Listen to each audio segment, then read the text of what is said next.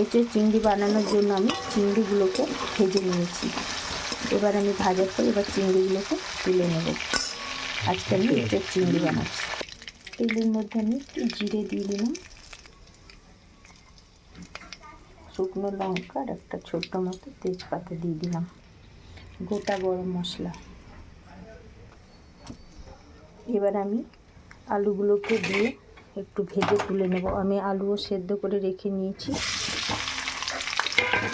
আলুটাকে আমি ভেজে এর মধ্যে আমি এঁচোড়টা দিয়ে দিলাম, আর আলুগুলো তুললাম না, কারণ এঁচোড়ও সেদ্ধ করা আছে না। তাই এবার আলু আর এঁচোড় একসাথে আমি ভেজে নেব। এঁচোড়টা আমার ভাজা হয়ে গেছে।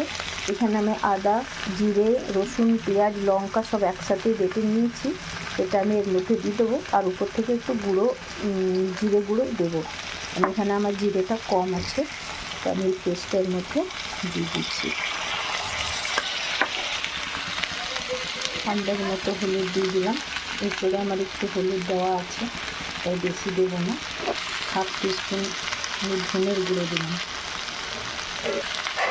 1 চামচ জিরের গুঁড়ো। এখানে গুঁড়ো লঙ্কা টমেটো হাফ দিয়ে দিয়েছি, একটুখানি গোলমরিচের গুঁড়ো দিয়ে দেবো। সেদ্ধর সময় আমি লবণ দিয়েছি, তাই আর অল্প একটু লবণ দিয়ে দিচ্ছি স্বাদ মতো। এবার আমি ভেজে রাখা চিংড়িগুলো এর মধ্যে দিয়ে দেবো। কষানো আমার প্রায় শেষ হয়ে গেছে, এবার জল দিয়ে দিচ্ছি।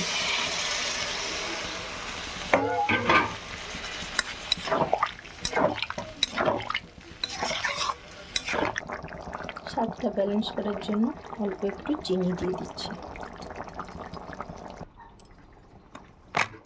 ফোনটা কি হয়ে গেল? এঁচোড় চিংড়ি আমার কমপ্লিট। আমি এবার এর মধ্যে 1 চামচ গাওয়া ঘি আর একটু গরম মশলা দিয়ে দেবো, আর একটু কাসুরি মেথি। এর মধ্যে আমি একটু গরম মশলা, আগে তো গোটা গরম মশলা দিয়েছি, এবার আমি একটু গুঁড়ো গরম মশলা দিয়ে দিলাম। এবার 1 চামচ ঘি দিয়ে দিচ্ছি,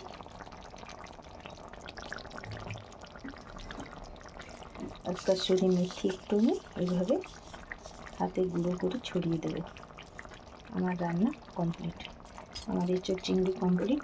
আর একটু উপর থেকে আমি ভাজা পেঁয়াজ দিয়ে দিচ্ছি। ব্যাস, আমার এঁচোড় চিংড়ি কমপ্লিট।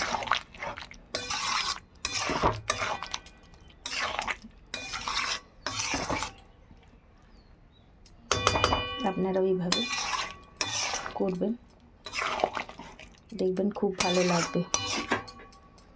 আজকের মতো এই পর্যন্তই। ধন্যবাদ।